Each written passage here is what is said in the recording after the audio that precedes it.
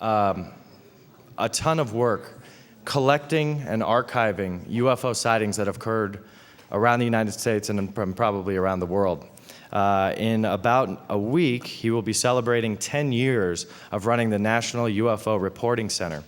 And he's done great work archiving and making this data available online. It's a very valuable tool. I've used it many, many times. So please let me welcome Peter Davenport.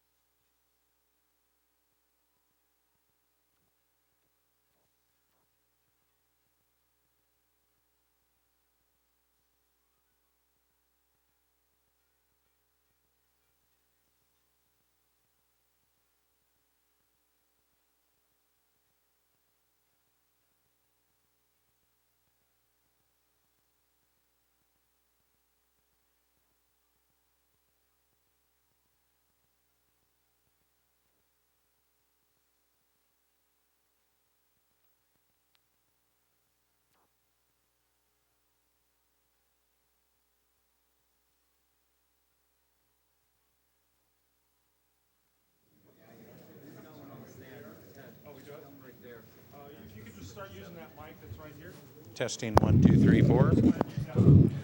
That sounds live. Well, I'm delighted to be here, ladies and gentlemen.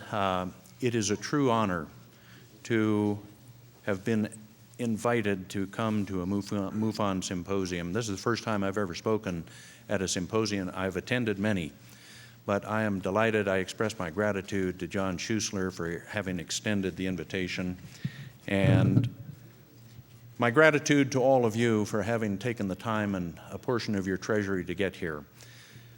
You're probably already aware of how important this subject is, and the speakers have done a great deal already to underscore that fact.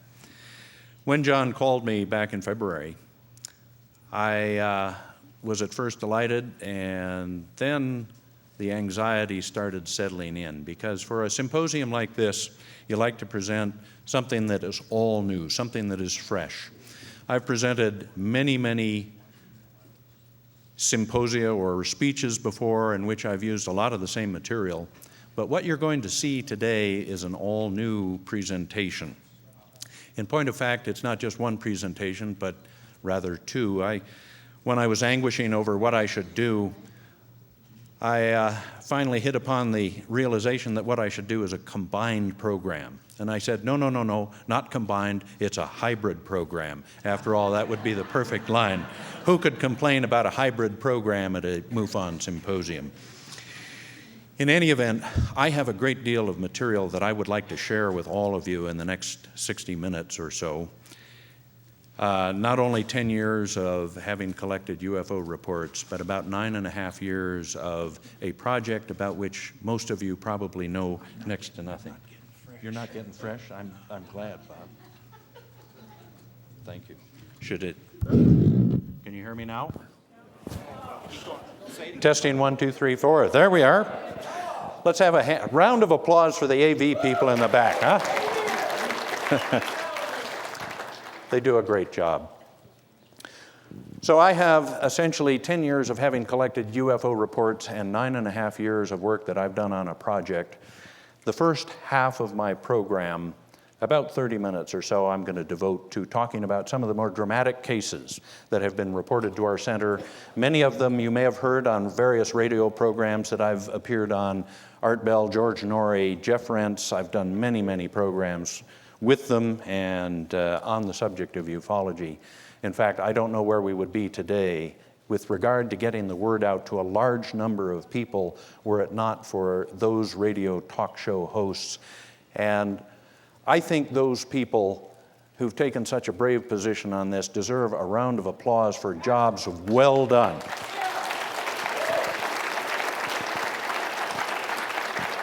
I express my sincere gratitude to all of them. It is a luxury to receive a case in the afternoon of one particular day and be able to pick up the telephone, call any of those three gentlemen, and be on their radio program in a matter of a few hours.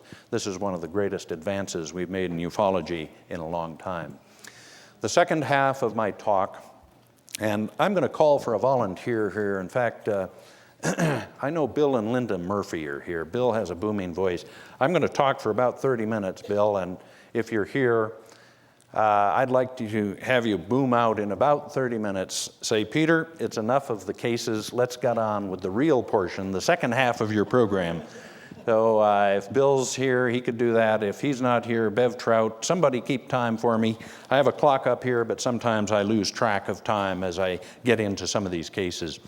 Well, I'd like to spend a minute or two talking about the National UFO Reporting Center, how it came to be that I, quite by accident, became the director of it and what some of our policies are and so on and so forth. With that, I wonder if we could go to the slides, please. This is, first slide provides some of the contact information for our center. Probably all of you know it. I have a table in Area 51 room here. I'm going to be spending more time there after this presentation. I have business cards, I have brochures. We have a few tapes that, videotapes that I've done in the past on the subject of the Phoenix Lights case, which I'm going to be talking about here very shortly.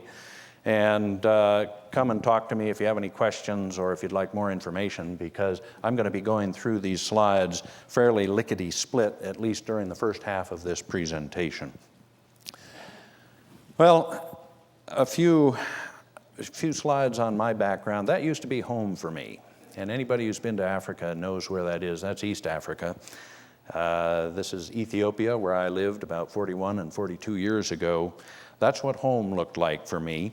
And I include these two slides for a particular purpose. I'm going to ask somebody at the end of my conversation to say, Peter, why did you include those slides from Ethiopia?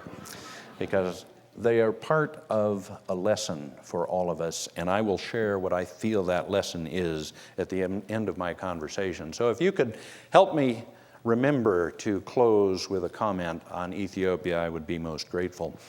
That used to be another home of mine. This is the Soviet fishing vessel Akhmolinsk out of Nahodka on the east coast of the Soviet Union. Some of you who listen to Art Bell regularly may remember a program that he and I did together in February of 2001, just before he went off the air.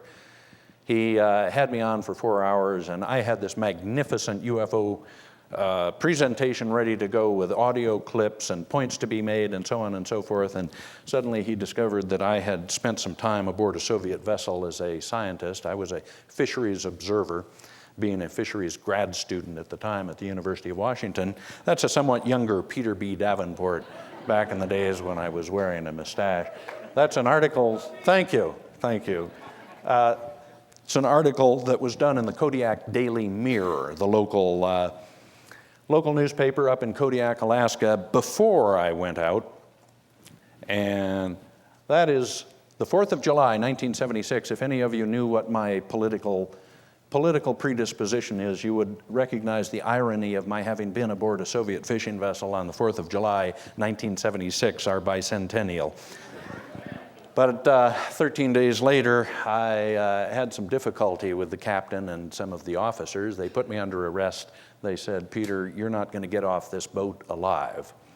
Well, it was an unsettling experience, but that's what Art and I talked about in lieu of my presenting UFO material back in February of 2001.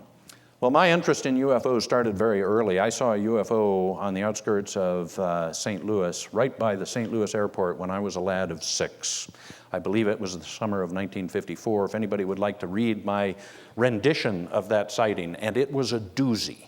It was a doozy in the sense that hundreds of people were getting out of their automobiles at a drive-in theater where my mother and brother and I were in attendance. My father was on the other side of the airport at the time in the area of the control tower. We all saw it together with hundreds of people. My life has not been the same. But this is an article that I did in September of 1965, the year I graduated from high school up in Derry, New Hampshire. Derry, a point of interest, it's also the hometown of Alan Shepard, our first astronaut in space. There must be something in the water up there that predisposes people to have an interest in things that take place off this planet. But that's an article I did on the so-called Phoenix Lights case, the incident at Exeter. that has been memorialized in a book by that title, Incident at Exeter by John G. Fuller. He and I conclude, must have been in the same area at the same time, talking to officers Hunt and Bertrand and the hitchhiker who had this object chase him into a swamp on the 3rd of September, 1965. That's the article I did. It was published about the 10th of September. There was a sequel to it. Well, a few words on the National UFO Reporting Center. This is Bob Gribble, the founder of the National UFO Reporting Center, retired Seattle fireman who in 1974, after 20 years or so, perhaps 25 years of UFO research and investigation, decided that what we needed nationally following the incident, the very dramatic incident in Pascagoula, Mississippi in October of 1973, he decided that what we needed was a telephone line that would allow people from all across the United States, if they thought they had seen a UFO, to report it. That's Bob and his wife Gloria in their garden in Seattle. He's still there, still interested in UFOs. And I also frequently use the term we, royal we, when referring to the people who work on the National UFO Reporting Center hotline. They're not many, but these are a few of the people. One of the people in particular I'd like to cite is Christian Stepien, who has been our webmaster for 9.5 years without pay. The website is entirely his baby. He designed it, he maintains it. I just process the UFO data and send it to him. If anybody would like to send a deserving individual a few kind words, you might send him a note. Just limit it to 1 or 2 sentences. He's a very busy guy, works 12 to 14 hours as a software engineer, webmaster at UFO Center, and say, Christian, thank you very much for your excellent work. He's done a magnificent job. You can see Bob Gribble there. You can see a number of people who have volunteered on the hotline. On the far right, the blonde gal is Kathy Anderson. She is now state director for Western Washington. Well, this is the type of data that we used to put out before the advent of the internet, back in the old days, about 1995, if you will. But fortunately, we used to mimeograph these and hand them out by the tons. But fortunately, we've graduated beyond that. We now have a website, and that's where we have about 27,000 reports posted today, with no doubt many more to come. Well, I promised you that during the first half of this program, I was going to talk about some very, very interesting cases. And forgive me, I'm going to have to go through them quickly because I have a lot of material. But I thought you would like to share in some of the more dramatic cases that I've handled over the last 10 years or so.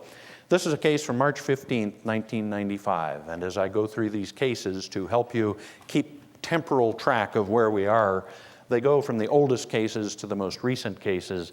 This is a case, probably the first big case that I handled after I had taken over the hotline in July of 1994.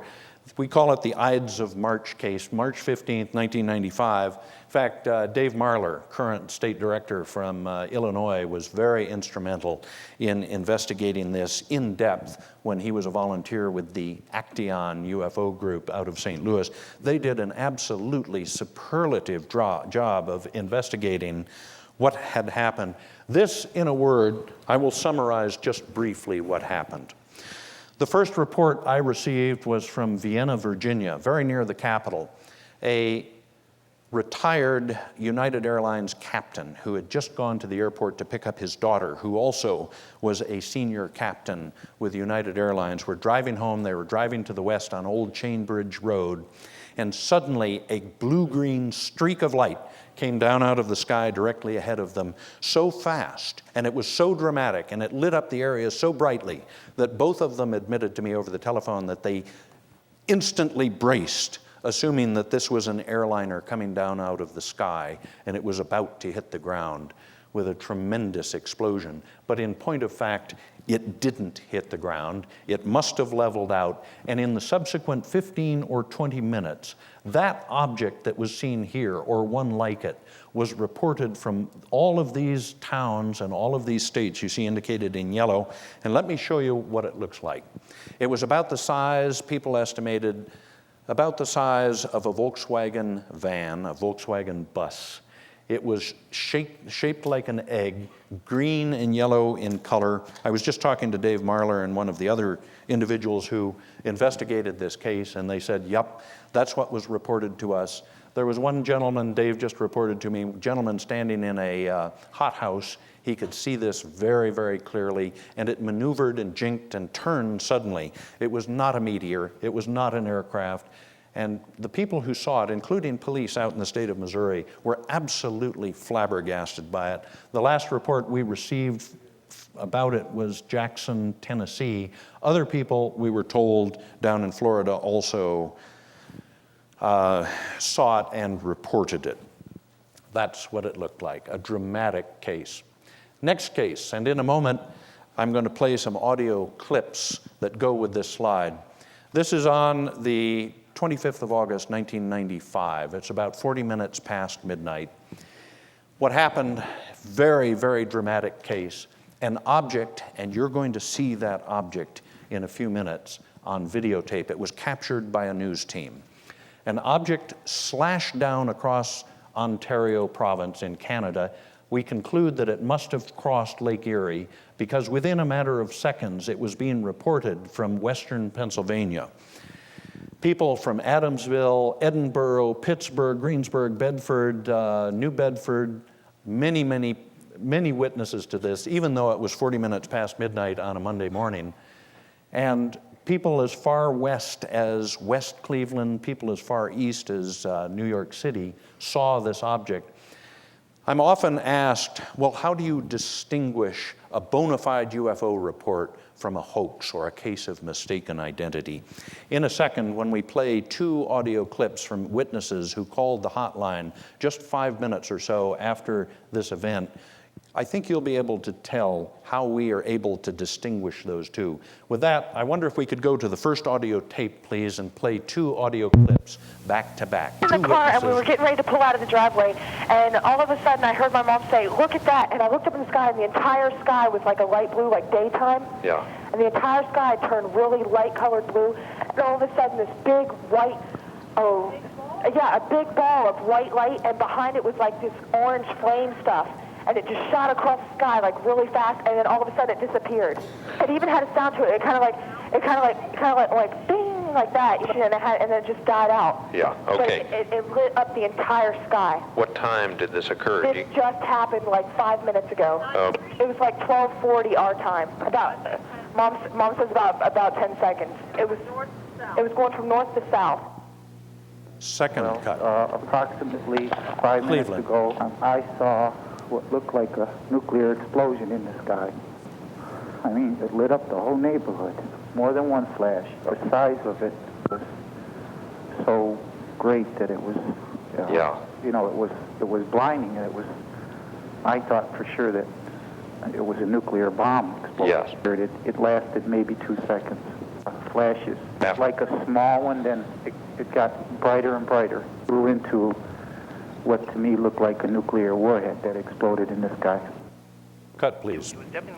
A nuclear warhead. That gentleman whose voice you just heard was 90 miles to the west of the flight track of this, the flight path or the ground track of this object. He thought that the nuclear power plant in Cleveland had blown up, had melted down. Well, let me show you what the object looked like, and in a second I'm going to play some videotape that was captured by a Canadian news team that was out that morning.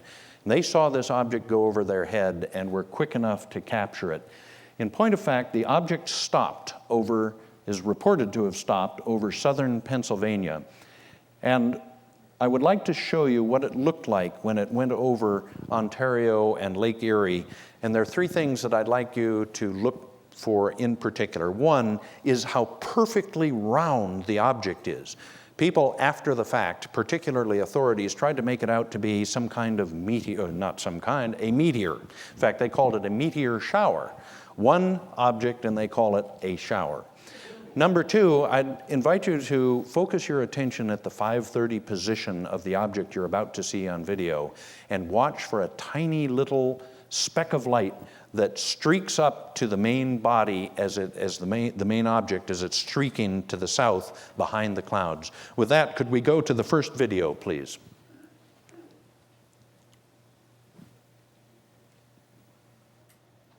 whatever it was, got residents from Canada to Michigan, as well as some scientists, fired up. John Calclamp reports it might have been a meteor shower. Nothing but a charred skeleton remains of the burned-out mobile home, but it's managed to draw crowds of curious onlookers, the media, and scientists, because of early reports that the blaze was caused by a meteorite. Maddie Jessup is a witness who lives nearby. I pulled up just after a friend of mine, and she had seen this fireball. She actually saw the fireball, and they followed it right into here. The airport is just about 3/4 of a mile up, and we both thought it was a small aircraft that was coming down. We talked to the Windsor police, and they said somebody had also reported a fireball, so now we're thinking meteorite, you know? Possible, very possible. We're not precluding that it wasn't something from the sky, and we're not precluding that it wasn't arson. So at this point, we don't know. Okay, did the fire department from Windsor initially say that it was caused by the meteorite and they had recovered something? No, I have no reports from the fire department at all in my possession. A professor and a student from the University of Windsor Earth Sciences Department poked through the debris this morning looking for evidence of a meteorite. They used a special device to detect radiation, but they came up empty-handed. Okay, what'd you find in there? Nothing. Absolutely nothing. There's no evidence of any meteorite impact. It doesn't rule out that there wasn't one, but there is no evidence of it. If there was one, it was probably a very small, maybe nut size or even smaller, that would still provide the kind of a trace that you see in the sky, but when it hits the ground, it doesn't leave much of a trace on the ground. A local astronomer tells us 100 tons of meteors pass through the atmosphere every day. Cut, please. Meteor shower. That's what they called a meteor shower. Very dramatic event. And a physicist saw this. A gentleman who was about probably 10 miles from downtown New York City saw the whole thing, wrote us a written report, sent it to us. I cite this because we know he's a PhD because it took us 14 months to get a written report out of him. We know he's a physicist. This is what the event looked like from his vantage point in New York City. He described a round object with a distinctly black center to it. It just streaked across the horizon, descending at about a 10-degree angle, he estimated. He said never in his life has he ever seen anything like that. I cite this because you may recall Stan Friedman debated a gentleman whose name is Phil Plait, Dr. Phil Plait from California. Phil Plait runs the website badastronomy.com.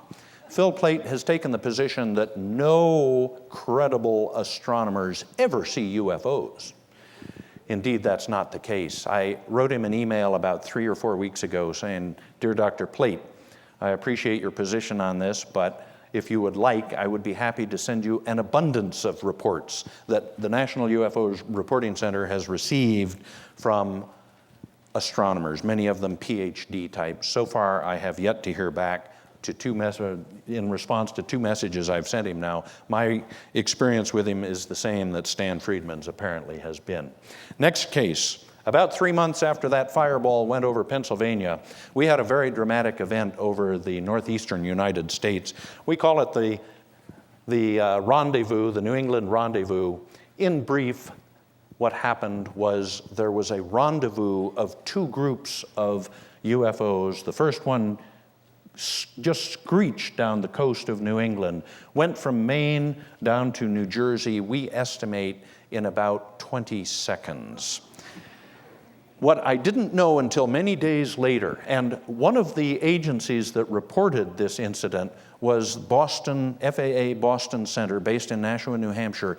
While I was taking the first report, the FAA called me from Nashua to say that they had just taken reports from, they estimated 3 dozen different airliners over New England reporting this incident.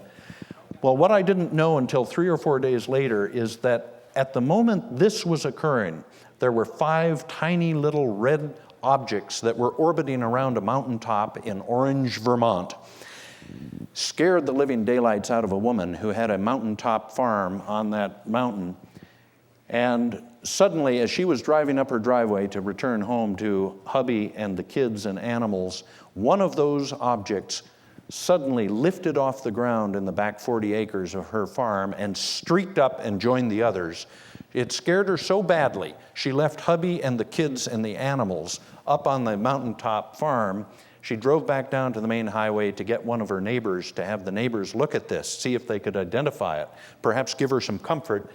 And suddenly, while she and the neighbors were watching these 5 or perhaps 6 red objects circulate around the mountaintop, all of them, as if on command, shot to the south or the south-southwest, she estimated. We have one witness from Basking Ridge, New Jersey, who was driving to the north on Route 287. He saw both groups of objects go streaking by his automobile, even lit up the ground as they went by. And this is our first attempt to reconstruct the 2 ground tracks of the 2 groups of objects. Let me show you what the first object looked like. In point of fact, this was a second identical object at much, much lower altitude, but it was shaped somewhat like the cap on a mushroom, people reported. It was green on the top, yellow on the bottom, and as it came from the east, one nurse reported, he was driving home that night, driving to the north on a rural road. He saw this clump of very bright light coming from the east, and suddenly this object appeared over a field beside the road where he was driving. And he said as it passed over these conifer trees, the tops of them were whipped in a cyclonic fashion as it went over them at very low altitude.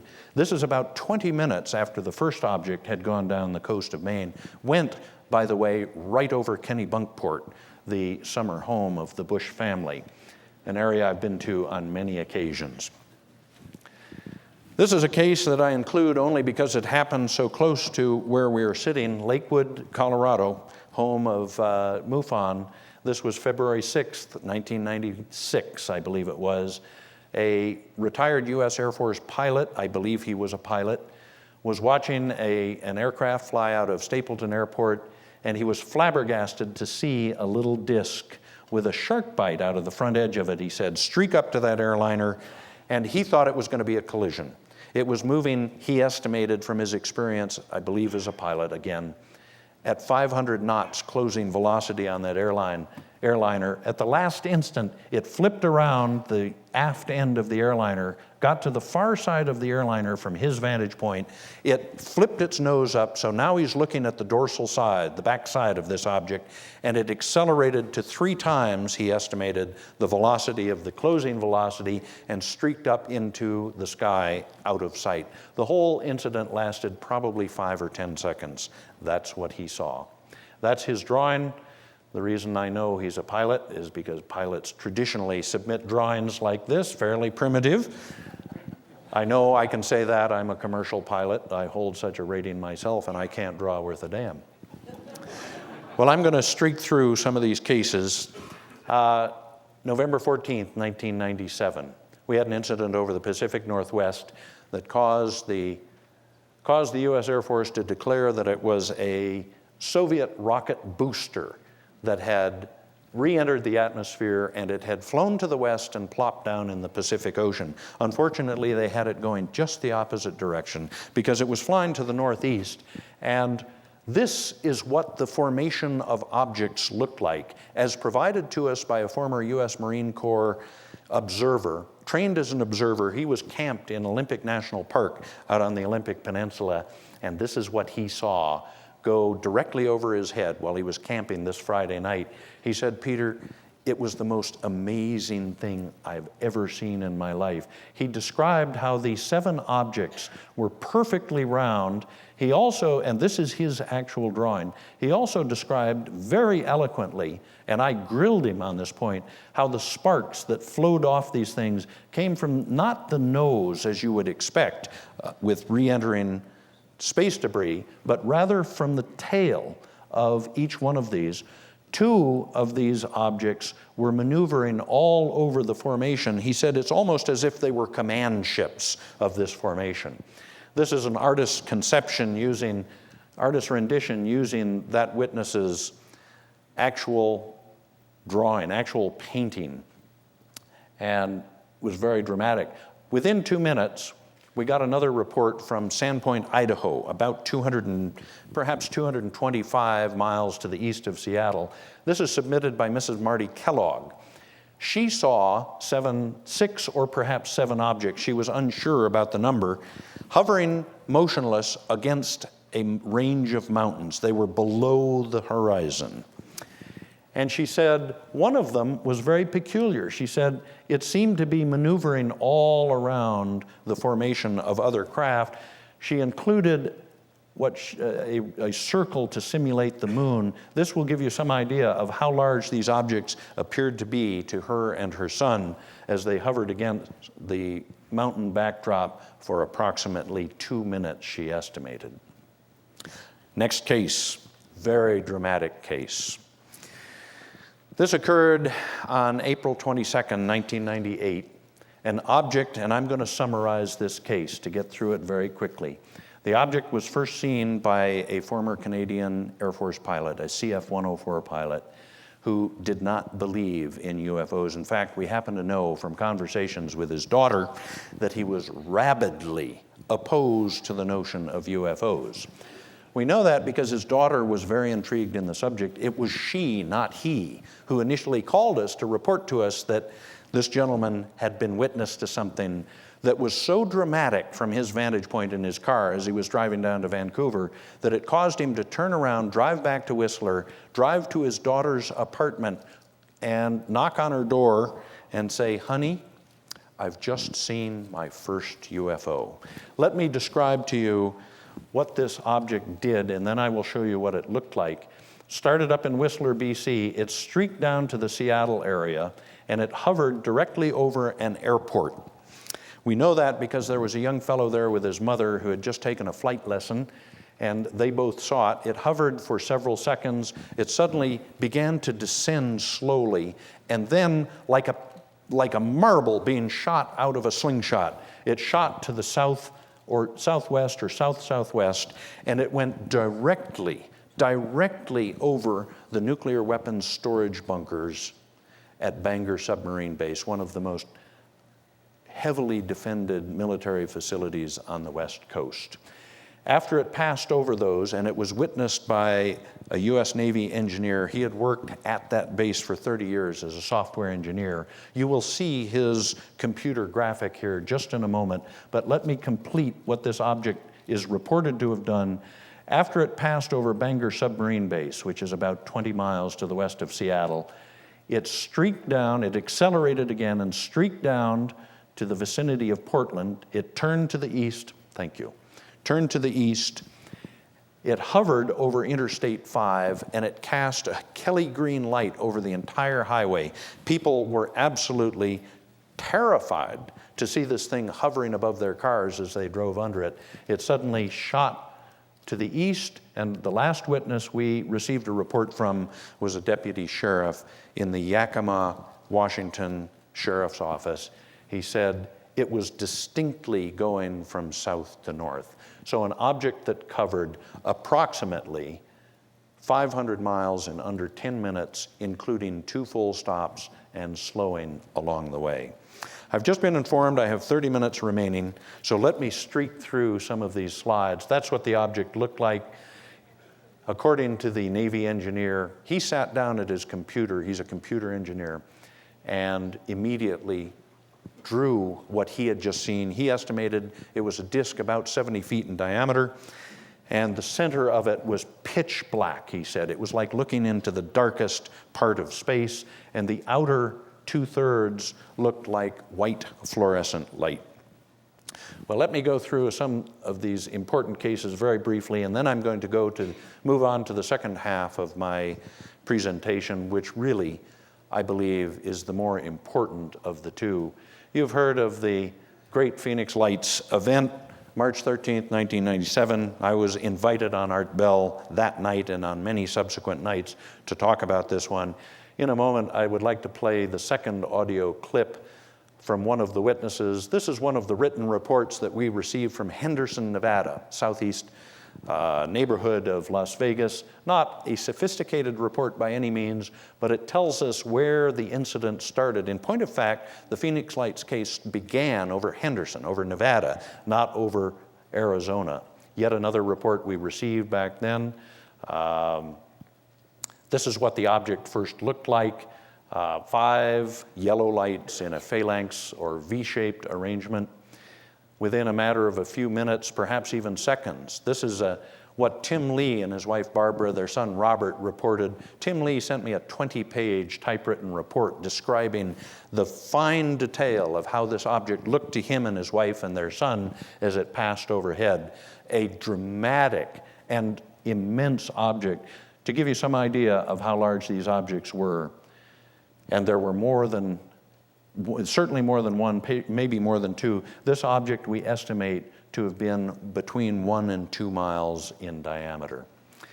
Those of you who are familiar with Phoenix will recognize that. It's Camelback Mountain looking north-northeast out of Sky Harbor Airport. An object came right from the north, right over that notch in the camel's neck, and it passed over the mountain. It passed about a mile south. It looked somewhat like that, according to the witnesses. This is about 8:20 p.m. in the vicinity of Indian School Road. This is probably 3 miles, maybe 4 miles north of Sky Harbor Airport. That's what it looked like to Sue Watson. And with that, I'd like to go to the next audio clip. It's only about 40 seconds long. On the 12th of March, 2002, I was on Jeff Rentz's program. It was the eve of the 5th anniversary of the Phoenix Lights event. And we had 5 witnesses on who had actually laid eyes on the objects that had passed over the city that night. With that, I'd like to play an audio clip of what Sue Watson had to report she and her 4 children saw and did as they lay directly under this object. Could we go to the audio clip, please? I had 4 children that were outside with me, and we just watched it. It was the most unbelievable thing I've ever seen come over my house, and it came over extremely slow. I mean, it was just kind of coming over this Camelback Mountain, which is, like I say, a landmark with lots of housing on the mountain. Mm-hmm. I live in a pretty populated area, so I'm standing there thinking, yeah, everybody is watching the same thing that we are. And the kids started laying on their backs on the yard. You know, they laid down. Oh, a couple of the 2 boys laid down on their backs in the front yard because it was like magnificent. It was lit with this kind of I don't know how I told Peter it was almost a yellowish light like they have in parking lots, and it was almost a boomerang shape, and it was a solid vehicle. It wasn't something that was separate. It was coming right toward your house. It was coming right at, very low. It was flying extremely low. There was absolutely no sound on it, and there were. Could we cut, I can't remember. I think there were. Thank you. That's what happened. I play that clip, ladies and gentlemen, and I include this in my presentation because there are still people who claim that the entire Phoenix Lights event was caused by a cluster of flares, the flares that Bruce Maccabee analyzed so carefully. They may have been launched. I trust his work. It's probably excellent work. But those flares were photographed at between 9:30 and 10 o'clock. The UFO event over Phoenix that night had been completed by the time those flares were photographed. Well, let me move through these slides. I guess I can't get an overall view of all my slides. Those are the lights that Bruce analyzed so extensively, I think back in 1998. He found them to be flares over the Gila Bend firing range. I am undecided. I have not analyzed them to the degree that he has, but I will take his word for it. But the bottom line here is those lights have nothing to do with the events that had occurred over Phoenix earlier that night. You've probably heard my story of the information we got from within Luke Air Force Base, the detailed accounts of the interception of this object that Sue Watson just described by 2 F-15s. I have on tape a detailed description by a U.S. Air Force airman, the gentleman who later disappeared 3 days later, disappeared from Luke Air Force Base. We have yet to hear from him. I hope he's okay. They intercepted that object, and when the F-15 returned to Luke Air Force Base, they had to lift the pilot out of the cockpit. We know who the pilot is. He will not talk. It's unfortunate because no doubt he could tell us a great many things about what happened that night. I'd like to scroll forward in my slides if we could bring up, is it possible to bring up the tablet view of all the slides in the back? I didn't hear. Oh, here we are. Yes, I can do it. Now I see. Thank you.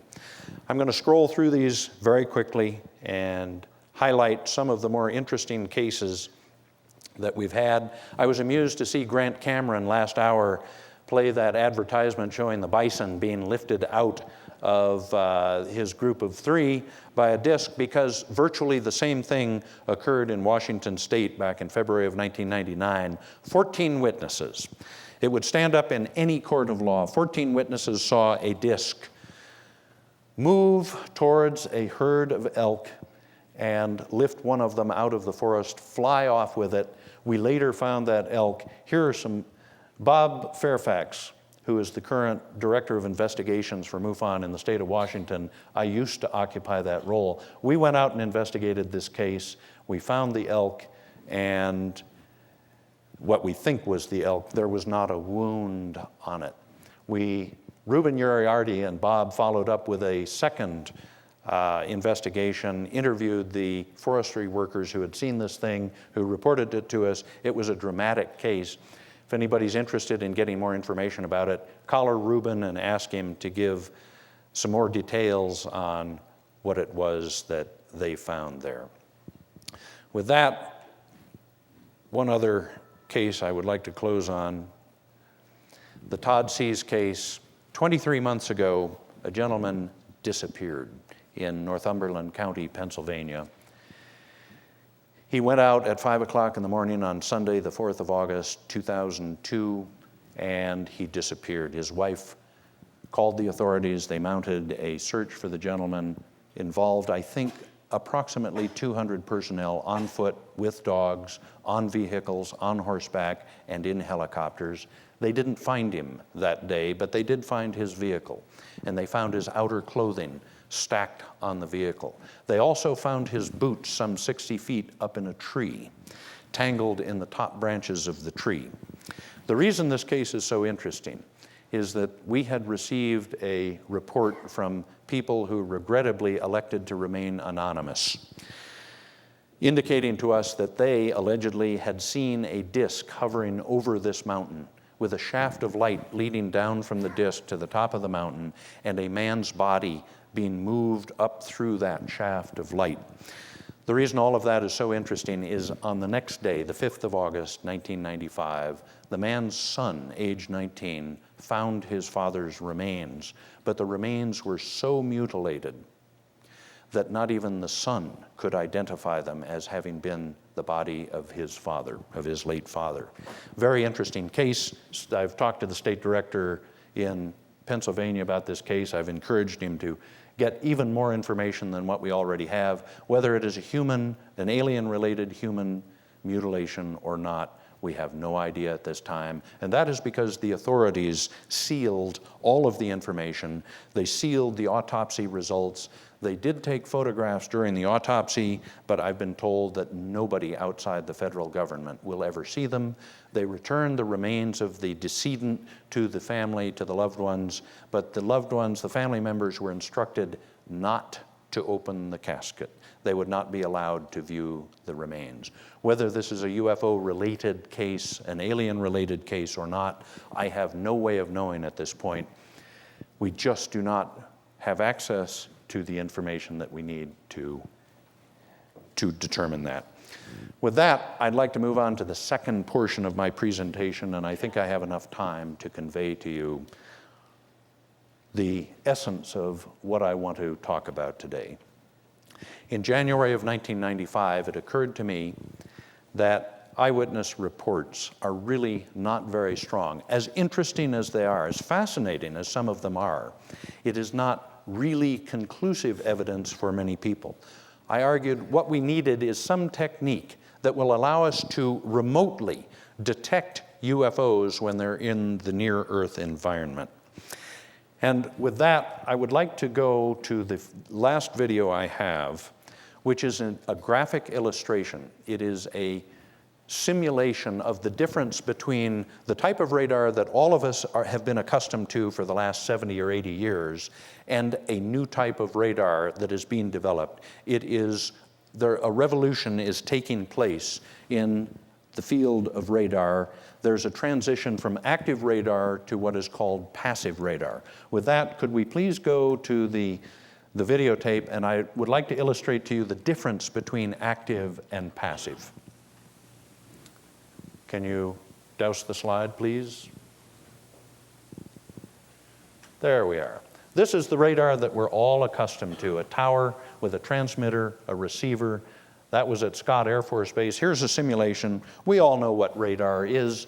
It's a transmitter that sends out a beam of electromagnetic radiation. It rotates, and when it strikes a target, the beam is reflected, usually from the surface of the object, and the receiver, back where the transmitter is located, receives the reflected signal. However, there clearly are limitations to active or classical radar in the sense that if the target does not fall within that beam of electromagnetic radiation, it will not be detected. And you'll see an example of how that can occur here very shortly in a second or two. I just received this video. There's an example of how a radar beam can miss a target. And I'd like to continue playing this for a bit. This tape is a little bit longer than I had anticipated. Darrell Barker, who did such a magnificent job of investigating the St. Clair, Illinois County dramatic sightings in January of 2000, there's an example of how an intelligent craft could easily skirt the transmitted signal from a classic radar. Could we scroll forward? Could we scroll the video forward, please? I'd like to move on to what is known as passive radar. And we have an illustration of what passive radar looks like, and then I will get into my proposal. There. Could you stop? This is a simulation of what passive radar is. A radio or television station transmitting a signal, and if a target passes anywhere in that transmitted signal, it will reflect the signal back down to the ground. And when it strikes the ground, if you have stations positioned on the ground, you can detect that reflected signal. You can then process the data, and you can determine flight path, you can determine range, velocity, acceleration. To some degree, you can estimate the size. Thank you. Stop on the video, please. That is the difference between active or classic radar and passive radar. Well, in January of 1995, it occurred to me that we could use this technique for detecting UFOs, and in point of fact, I have discovered that the US government probably has been doing exactly that since the 1960s, underscoring the fact that the US government is well aware of the presence of UFOs in the near-Earth environment. This is Meteor Communications Corporation, Kent, Washington, about 10 miles south of the Space Needle. I approached them. I had learned of this company's existence when I worked in the venture investment industry. They had come to us. They had been building equipment for reflecting transmitted signals off the trails behind meteors. The ionized hot gas would reflect radio waves, and they built communications equipment, most of it for the US government, to capitalize on that fact. This was their building in January of 1995. They had fallen on hard economic times. Within 6 months, they were occupying a much smaller building like that. When I approached them, and I can tell you exactly when it was the Friday before Martin Luther King weekend, 1995, this realization hit me like a bombshell that we are in a position to detect UFOs using this technology. Well, underscoring my early approach is This is a packet of material that I requested they send out to me after I had met with some of their engineers. Meteor Communication Corporation to Peter Davenport. You may not be able to read the date there, but it's April 25th, 1995. I've been working on this project ever since. This is some of the material from that packet, and this illustrates, you can't read all of that, but the meteor trail reflection envelopes. This company had been building communication equipment using this technology, reflecting a radio wave off a meteor trail. They had sold it for well nigh on 20 years, staffed principally by ex-Boeing engineers who had been laid off from Boeing. About 2% of their intercepts, I was told by their chief engineer, they could not explain in terms of meteors, reflection from the meteor trails, reflections off aircraft, reflections off migratory birds. About 2% of their intercepts were unknowns. In January of 1995, I asked them whether I might be able to gain access to those unknowns. And they said, sure. In fact, they said, we will give you a system so you can operate your own radar system, they said.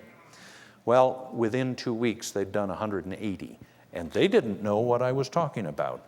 They didn't have any equipment that would help me in my endeavor to detect other items in the atmosphere. This is some of their material. They have many different types of communication techniques or technology or equipment. One of them is the meteor burst technology, and that is what first got me interested in the subject of bistatic passive radar. In fact, in November of 1999, I wrote an article that was accepted by the MUFON Journal. This is the 30th anniversary of the MUFON Journal, November 99. This is an article. The article was so primitive as I look back on it that I'm embarrassed. I did not know what passive radar was. I only knew that you could bounce radio signals off of the tails of meteors, and therefore you should be able to do the same thing with metallic disks anywhere from 10 to 100 meters in diameter. There would be no difference. So I got very excited about the project, but was thwarted at many stages. But this was my first attempt at alerting the UFO community with regard to what we are able to do with existing technology. I want to emphasize that what I'm advocating is not pie-in-the-sky technology that has not been developed yet.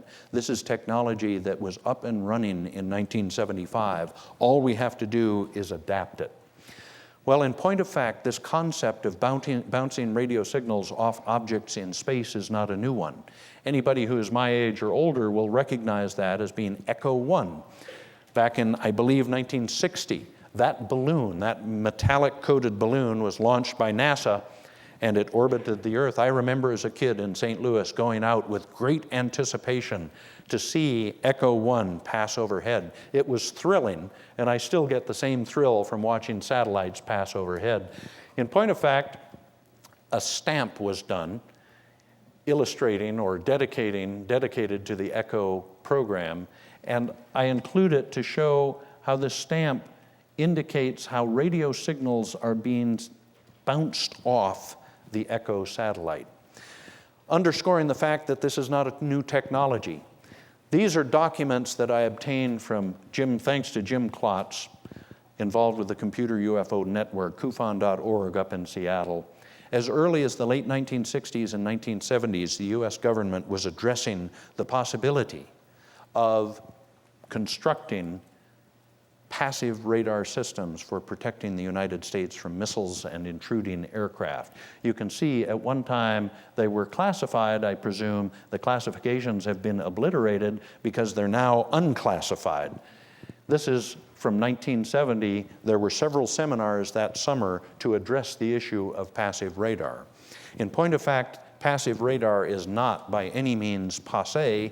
The only reason that we have not been able to build it before now is because we did not have sufficient computer capability, computer computational capacity to handle the torrent of information that pours down from the heavens when you build a passive radar system.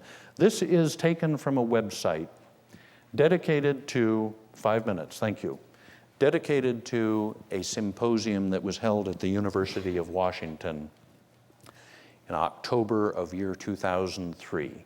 It was hosted by, you can see his name, Professor John Saar, who works at the University of Washington in the Electrical Engineering Department. Professor Saar's office is about 20 minutes walk from the National UFO Reporting Center. I have captured his attention. He is a wonderful person. He is listening to me very carefully. He has represented to me that with very little modification, a system that he has up and running, and it looks like that. That is how simple a passive radar system can be. The principal part of it is the computer capability. That is about twice the size of a typical shoebox. It is really no different from an FM radio tuner or receiver in your car. And with this technology, if we are able to adapt it, if we can get the resource that will allow us to generate the software, and it does not require a great deal of resource, we will be able to detect satellites passing overhead with using passive radar. I asked Professor Saar, he's become a good friend. I said, John, you have proposed that you adapt your passive radar system for detecting the International Space Station when it passes overhead.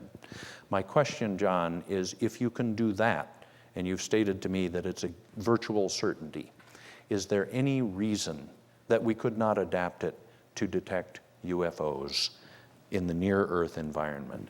And he was very cautious in his response, but he said, I don't see any difficulty there. What I am proposing here is a system that will allow us, for the first time in the history of ufology, the last 57 years, the first time to, as civilians, detect UFOs unambiguously. Unambiguously. Yes, indeed. Thank you. And I stated earlier that the government has been doing this. This is a slide that shows a facility or a number of facilities maintained by the U.S. Navy. It's called the U.S. Navy Space Surveillance System.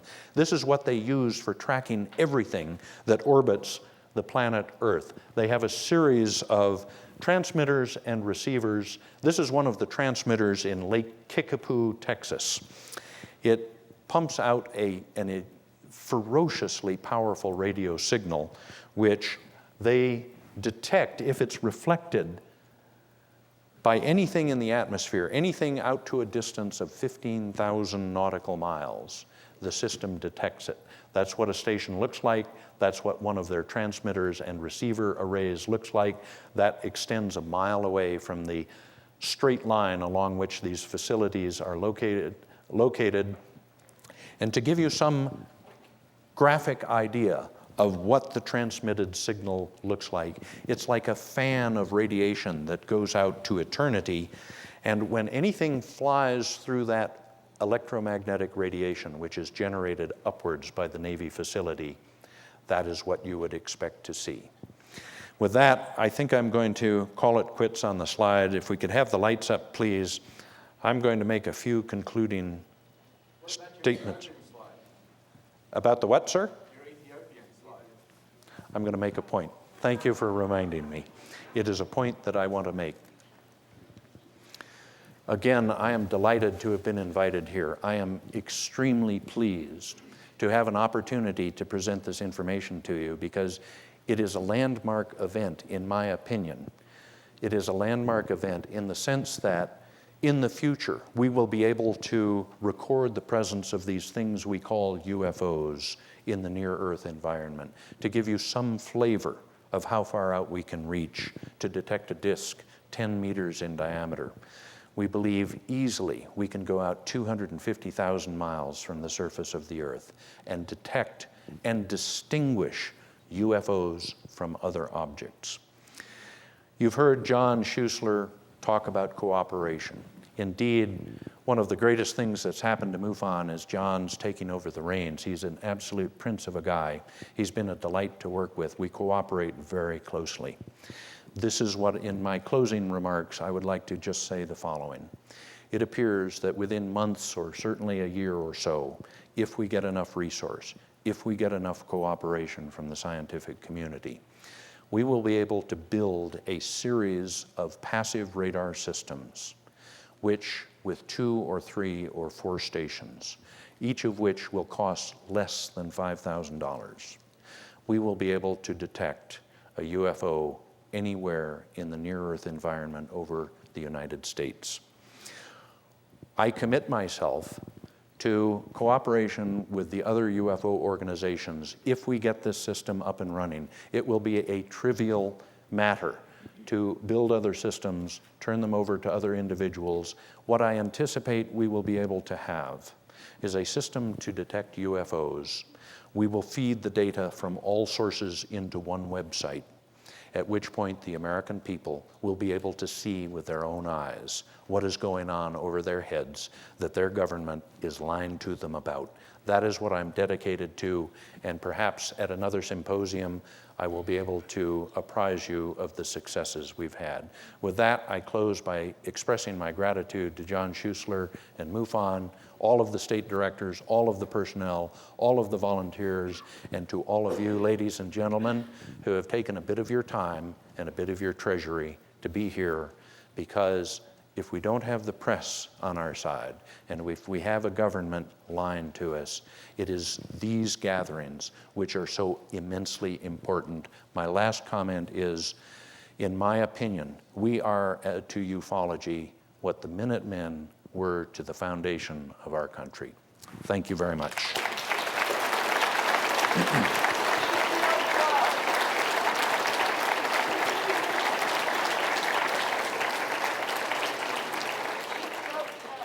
Ethiopia.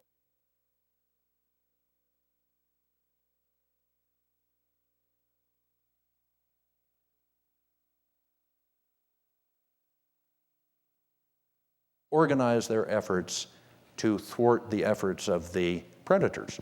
After all, if you're a crocodile on the bank of a river waiting for lunch to cross the river, it's very difficult to do the predator thing if you have a couple tons of enraged zebras with sharp hooves doing the river dance on your rib cage. I cite that because that is what we in ufology must do, is continue to cooperate closer and closer. NUFORC with MUFON, with CUFOS, with FUFOR, the Fund for UFO Research, with NIDS and all of the other organizations, and that's what I'm pledged to work towards. Thanks again, ladies and gentlemen.